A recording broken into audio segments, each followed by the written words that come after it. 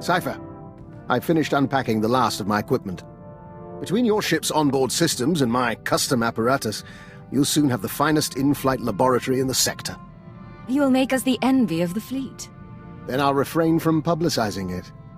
Officially, of course, I'm in semi-retirement, monitoring background radiation somewhere in the Zetan wastes.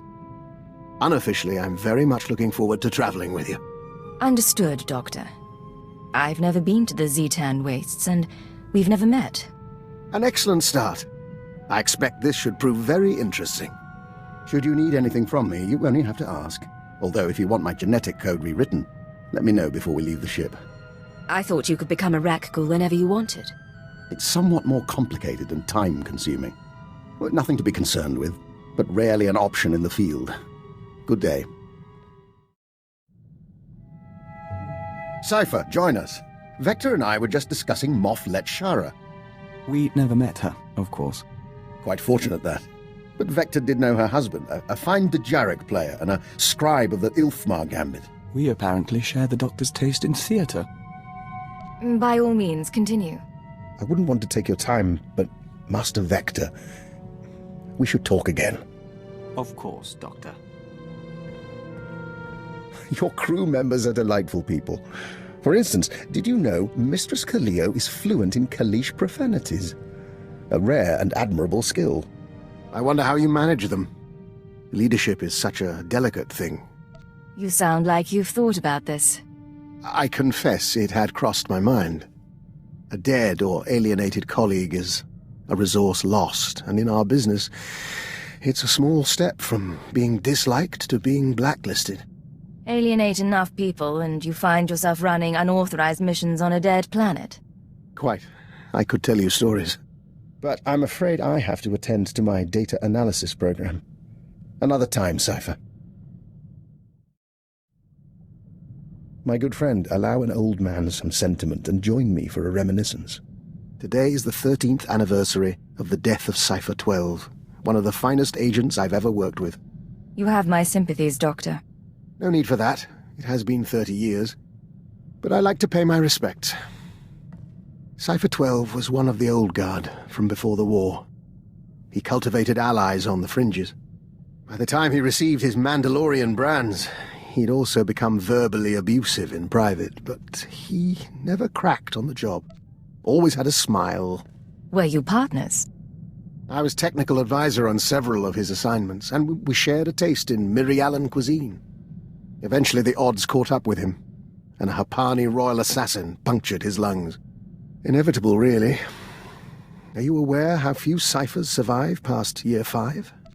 Of all the things that go wrong in this job, dying isn't so bad. Failure, though.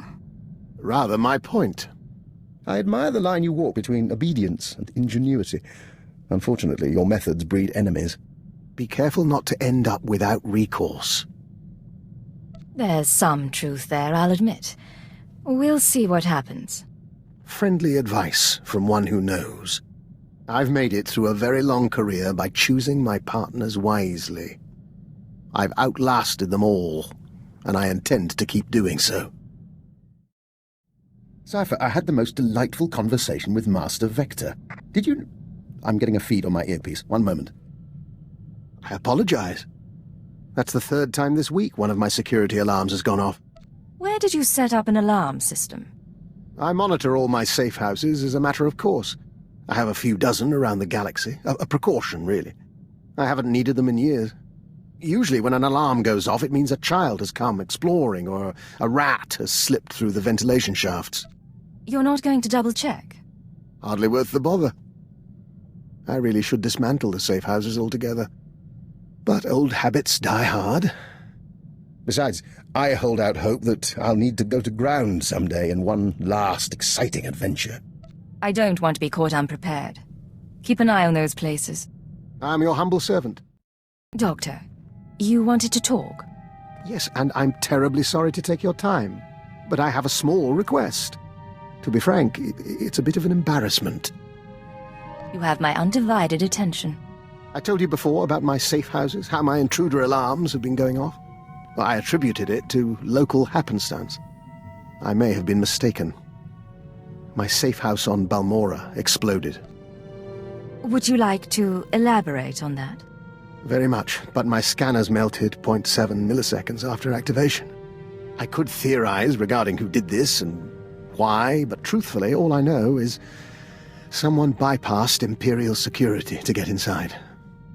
I'll need to see the safe house in person. I'll return as soon as I can. You could be walking into a trap. Stay alert, Doctor. And you.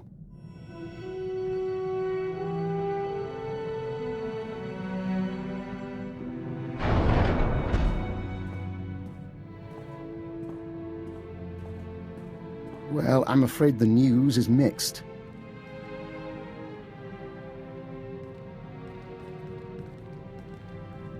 My safe house did indeed burn to the ground, along with 3 would-be assassins who were attempting to wire it with explosives.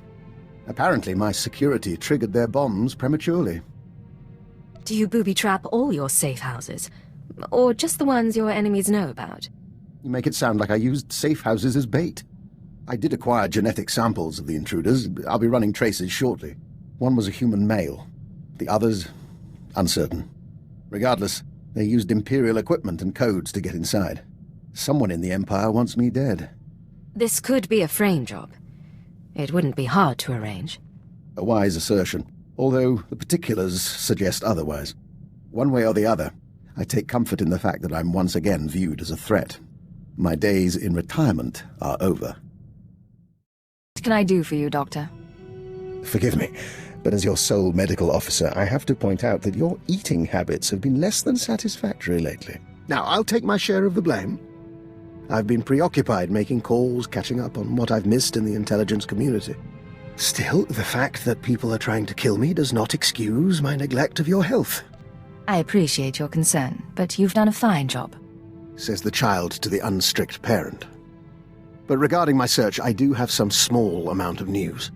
I've identified one of the assassins as an operative for Colonel Langor, a man with ties to the Imperial Science Bureau. The Bureau is also the likely origin of the other dead men whose genetic structure had been mutated. Weaponized humans. What do you mean, weaponized humans? What's the Science Bureau doing? Military research is the Bureau's purpose. Making humans stronger, faster, is one approach. Which reminds me, I'd like your permission to run some tests on Master Vector. I'm rather curious about a joiner's physiology, and Vector is keen to learn more about himself.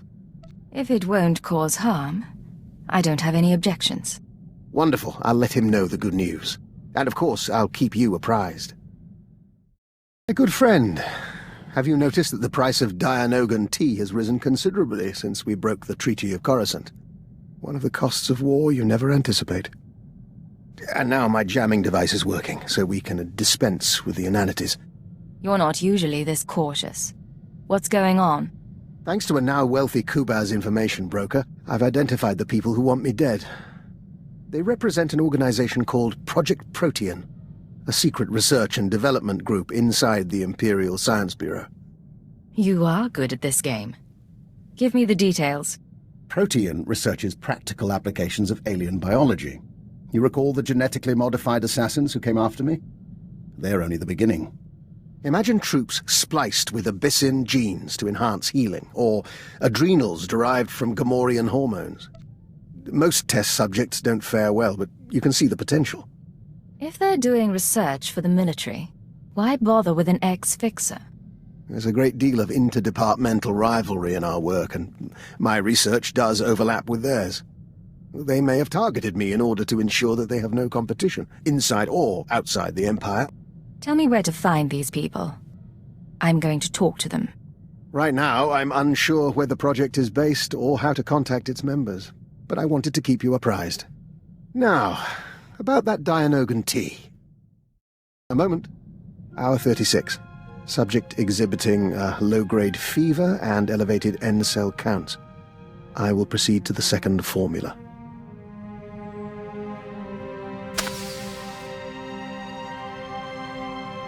Apologies for that, Agent.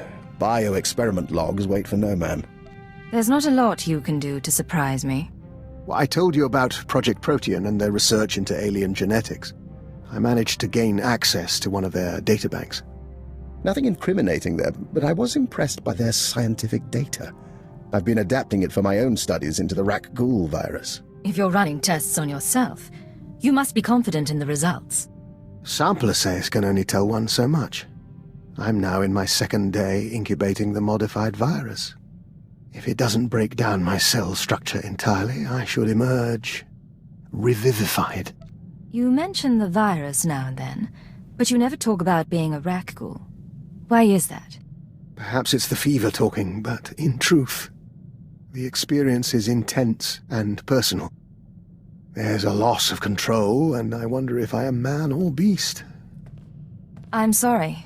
I never realized what you went through. You take me too seriously, Agent. If you're worried, however, I reassure you that the thing you see me change into, the thing that eats people, that thing is me. I have never been a pleasant person. Agent, you can bear witness. Dr. Lokin has agreed to hike Kaas Falls with us if we visit the Kaas City Opera. Vector's musical tastes are, frankly, unsophisticated. I'm only trying to help. Then we have a deal. Well, that can wait. Right now, there's something the three of us must discuss. I think you've got our attention. As you are both aware, I've been investigating Project Protean, an off-the-books division of the Imperial Science Bureau. The people who want you dead.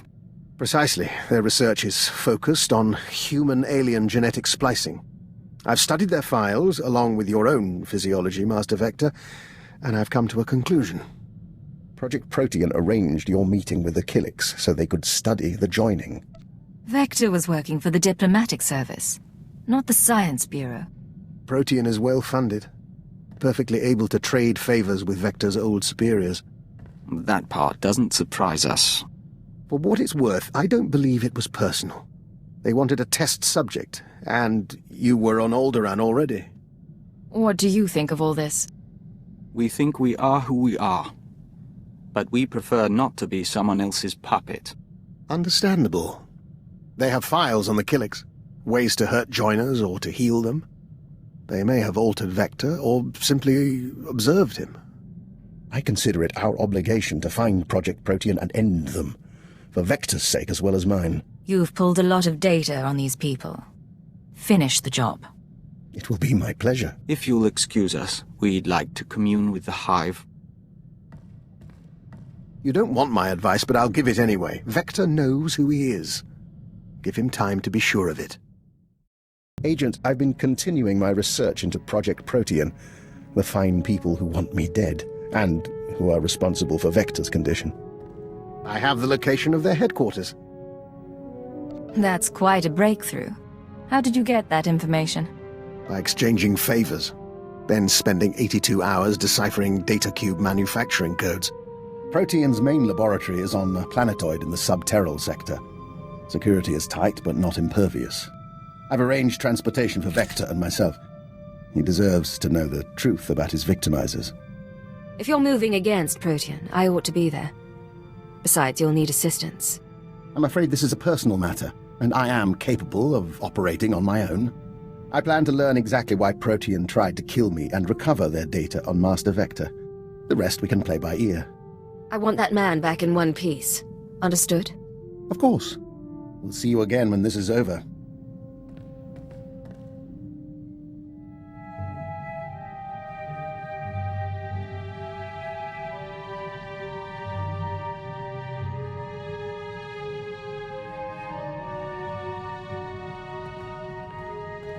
We have returned from Project Protean. The task is done. And I have promises to keep. It seems Protean was based on prior experiments in alien biology. My prior experiments. I had no proof until I discovered certain former associates in the Protean lab. But I've ensured that they will not misuse my research again. How exactly were you involved in Project Protean's origins? Some years ago, I worked on Project Harvest. I had an attack of conscience, resigned, and took my research with me. Or so I thought. Your associates said you left because you wanted more control. They would, wouldn't they? Now they've been dealt with. In return for my generosity sparing the laboratory, I've been appointed unofficial Protean director. From now on, every experiment, every assay goes through me. That's quite a victory. What do you plan to do with that authority? Protean serves a function, bringing the benefits of alien biology to all people. Starting with its work on joiners. Your Protean files have already been deleted, and the Killick experiments stopped. I'm glad everything was resolved satisfactorily. Anything else? I believe I've told you everything. If you'll excuse me, I have a great deal of research to catch up on.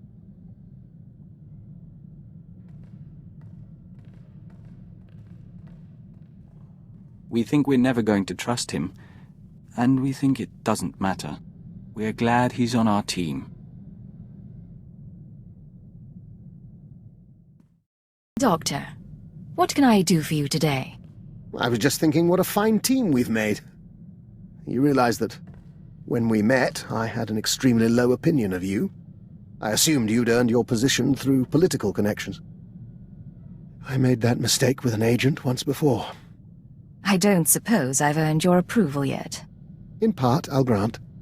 The agent I'm thinking of, he was promoted to Keeper and eventually Minister. A very clever man who will have my eternal respect. Your path may be similar to his.